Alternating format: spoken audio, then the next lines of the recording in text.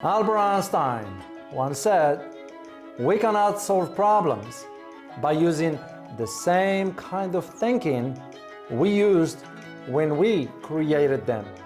Keep this in mind as we discuss today why all of a sudden major retailers in America, like Walmart, are canceling billions of dollars in order, and how and what will it mean for the American economy moving forward. My name is Dr. David Walalu. And my name is Elizabeth Ann Stewart. And you are watching Geopolitics in Conflict. All right, what's going on with this all of a sudden? Right. So this is something that I feel like is not getting enough attention. Attention. You know, I say that a lot. Every time I get on one of these shows, I seem to say that. But the truth is that this is an extremely important indicator that recession is imminent if it is not already here. So we hear a lot of talk about the recession, but then you go out to restaurants and they're still packed with people, and it's hard to sort of see it coming. But we have some very important indicators right now that something very serious is coming. Walmart is smart. Target is smart. These are businesses whose entire job are to pay attention to what sells and what doesn't. And the fact that they're canceling billions of dollars worth of orders is a really, really big sign that really needs to be paid attention to. And the question becomes, do they know something we don't? Yes. So is this, because if you take this into, as I always say, you look for the trends. Absolutely. If you tie this to what's going on in the energy market, what's going on in Europe, what's going on even here in the US, in certain states, there are certain things that don't get reported as in detail.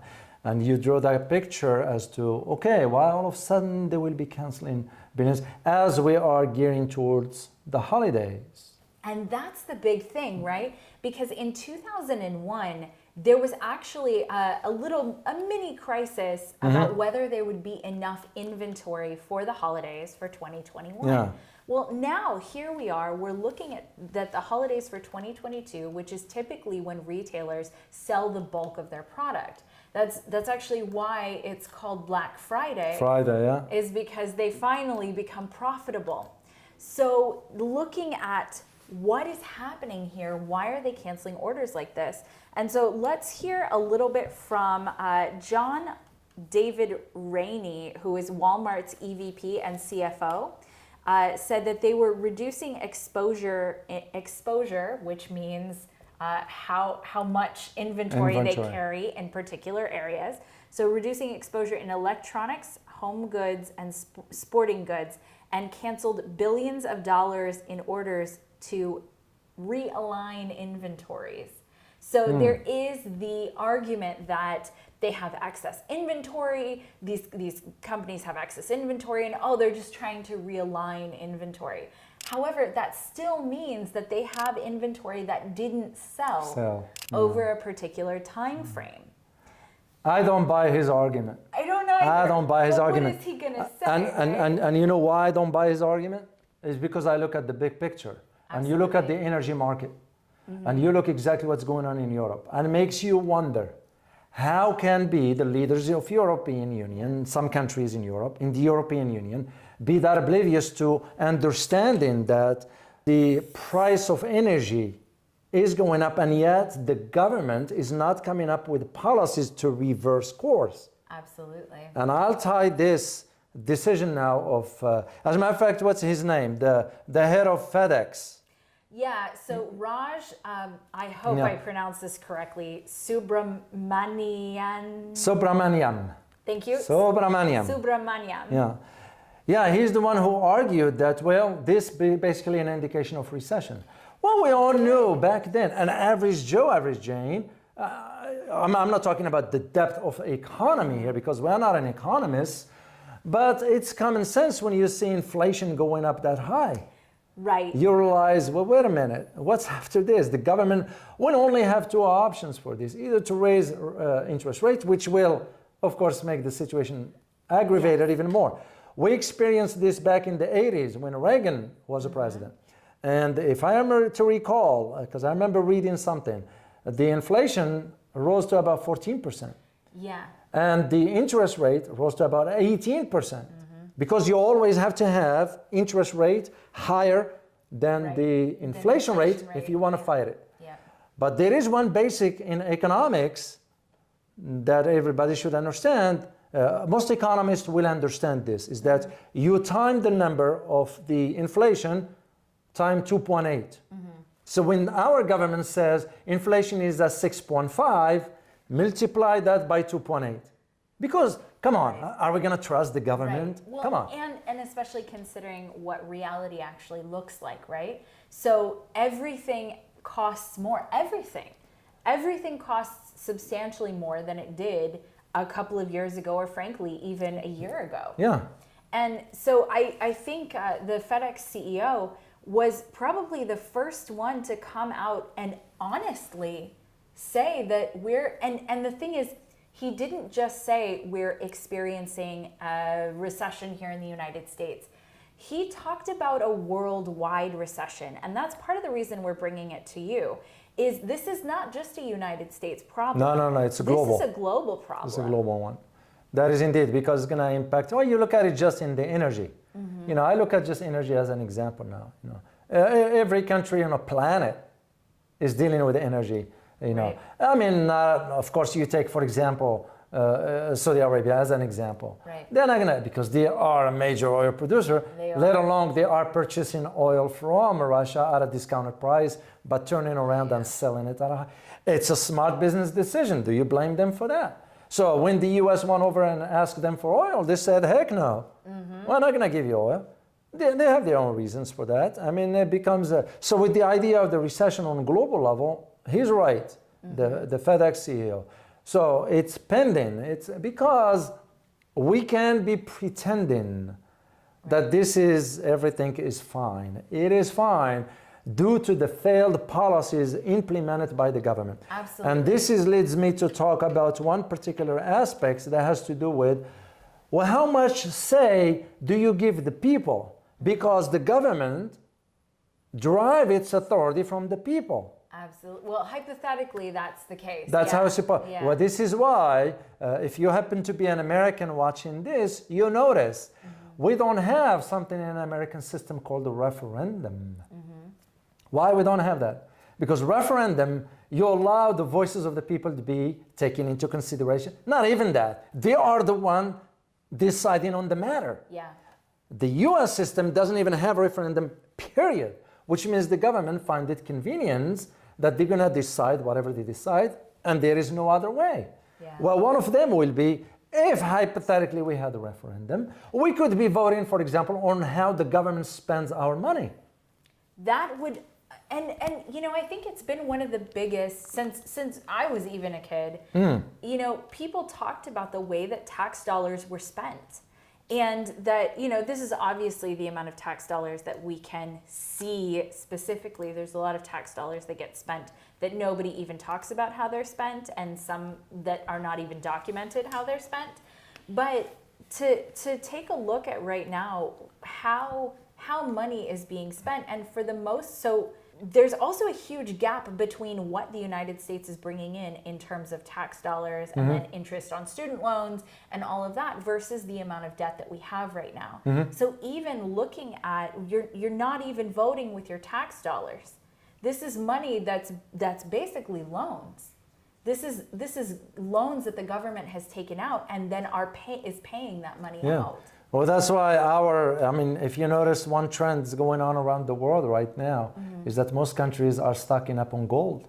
Yeah, I did see that. I've been following this. I had a talk this morning with a buddy of mine in another country, without naming that, and one of the conversations was about the gold. And usually I trust his information. I know the guy for years and years. And you are right. Countries are stacking up on gold. It's because in our case, most American... It's not just countries. Yeah. very wealthy people have had large stocks of Oh, gold yeah. for a long time. And majority of Americans have no clue how to our debt is accumulating, but there is nothing to back it up. I am reminded of what happened in 1929 with the Great Depression. And the whole Great Depression thing was there was so much money circulating with nothing to back it up. It's the same scenario we are experiencing. Absolutely. I look at, for example, I looked at one stats about the just the interest on credit cards, reaching about $2.2 trillion. Yeah. That's just interest. That's just credit card. We're not talking student loan. We're not talking car loans. We're not talking mortgages and anything else. Yep. And with the $31 trillion we have in debt, which, by the way, we're going to be adding $2 trillion to it within a year.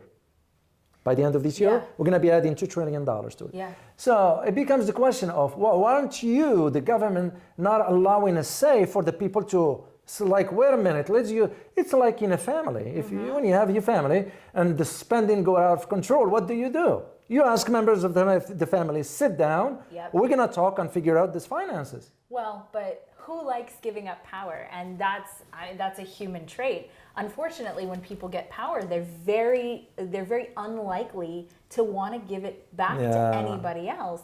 And especially when it comes to money. If you had basically unlimited money and you had an unlimited say as to where it went for the most part, what would you do? Would you want to give that power back over? And I can see that with some billionaires here in the US, without naming names. Yeah. I can see that they get involved in areas that have no knowledge about, have no authority whatsoever. And the third question becomes is, who gives them the right and authority to speak on behalf of everybody else? Like, who are you to tell me what's good for me? Right. You know, I know my needs, I know my limits, I know my resources, and that's where it ends. So I wanted to mention something about while we're talking about this U.S. consumers and so forth.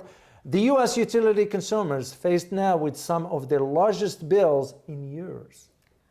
So the issue, I can attest to that being true. yeah, well, I had my utility before I was $600, and I was Me like, too. maybe they made a mistake. I called. No. Believe it or not, I called, thinking that it was an error of sort, whatever. It's like, well, wait a minute. Then it becomes a question. How did we get here? Why are we paying this much? Yeah. You know, and I usually don't waste electricity. Well, I use what I need, basics. Yeah. But this much become a much bigger problem than when you look at what's going on in Europe, you start to think about, okay, why is the government, whether here or there, are implementing this kind of policies that are not in service of the people? Right.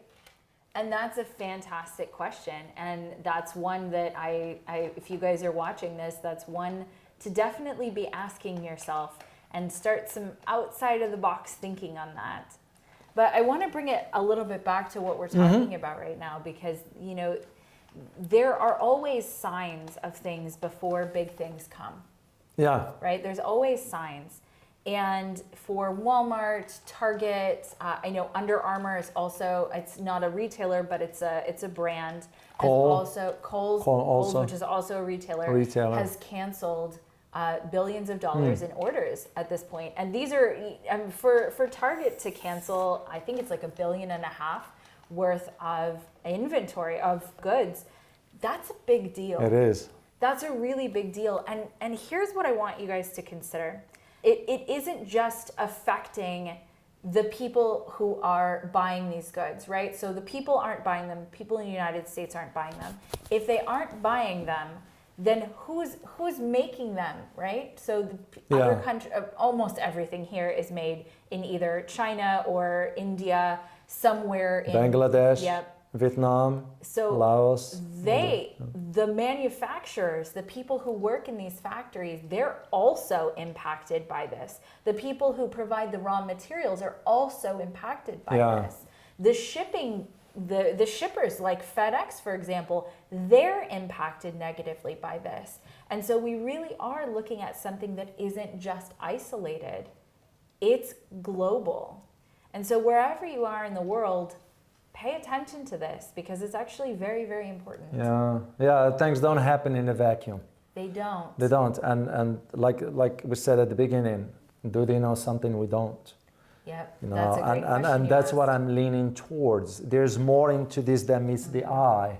I never trust the government. I will never trust the government.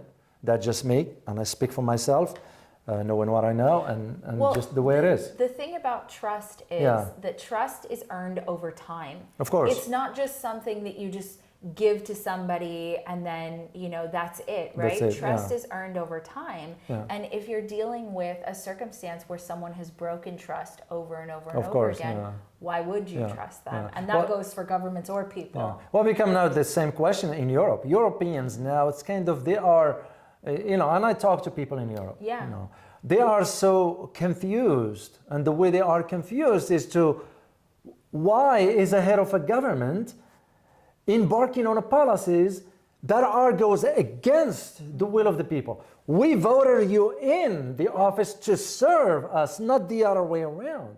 Yeah. And even with that, I am leaning more and more towards now, are those leaders being ordered? Yeah. That's a great question. Is it being planned? Is, things, you got to think outside the box. Absolutely. So when we think about the retail industry here in the US canceling those billions of dollars in order, out of the blue, makes you just wonder. Yes, the recession, the possibility of it, even though I just heard Jerome Powell, the head of the Feds, which, by the way, majority of Americans do not know that the Feds have nothing to do with the government. Absolutely. That's a great point. Please go into that a little further, because that's a very important point that almost nobody knows. No, they think that's what they call the Federal Reserve, but it has nothing to do with the government. It has as much to do with the government as FedEx does. Exactly. It's a cartel of banks that decides on what the interest will be and all that. So, of course, in a cartel, you look at it like OPEC, they're going to think about the bottom line. Yep. That's the... it just amazes me how majority of Americans have no clue about and that's a big thing to not know much about. But, growing up, I wasn't taught that in school. No, they won't teach that in school. The education system is messed up. Yeah. It's transactional, as I always say. The bottom line is the dollar. It's not the education, and I teach, and so at least I teach differently in my classrooms. Yeah. And it's sad. It's very, very sad to see. You wonder why we don't know much about other countries. We don't know much about other histories. We don't know. We're not willing to even read. Yeah. We don't read. We are poor readers, and I'll say it. No offense to any of my fellow Americans, but we are not, avid readers. I think it actually has a lot to do with the fact that people, especially young people, can't figure out why it's important to know these things. Yeah. And it's very much a failing of the education system that it doesn't make that information relevant. So whatever it is you're learning, you may be learning some kind of basic facts, and especially history, but understanding why history matters. If every student was taught that history repeats and that history is actually a cycle and it's not linear. You were talking about the Great Depression earlier. Yeah. That was approximately 80 years ago. Mm-hmm. And so as we're talking about history repeating in cycles, there's actually a lot of very smart people that are talking about the cycles of history right now. Yeah. If every student knew that history repeated in cycles and that what they're experiencing now has happened before and what's to come is a crisis, which is what we're facing right now, maybe they would pay a little bit more attention, because in their lifetime, they would face the Great Depression. Indeed. They would face a large recession. They would face a war or a large crisis. If they knew that was coming in their future, or if that was what was happening to them now, they would have a reference point for why that actually mattered. That's why I keep telling my students, do not sink yourself into student loan debt, because you'll never get out of it. So it's just very, very interesting how, and that's the reason why we wanted to tackle this issue today, just to highlight, there is always something behind the scenes or what meet the eye that might not become clear to us till later on. And some of us who likes to think far ahead, we want to get ahead of it by at least presenting you with information that it might be useful to you or might not be. That depends again how you use the information. So we hope that you find it useful. Yeah, let's hope so. Any final thoughts before we close this out? That's it. This is a big deal. Pay attention and start putting the puzzle pieces together. I think that's maybe the most important thing. We can't put the puzzle together for you, but what we can give you is pieces to pay attention to. Indeed. Well, as we always say, prepare yourself for a changing world order. Till next time. Bye-bye.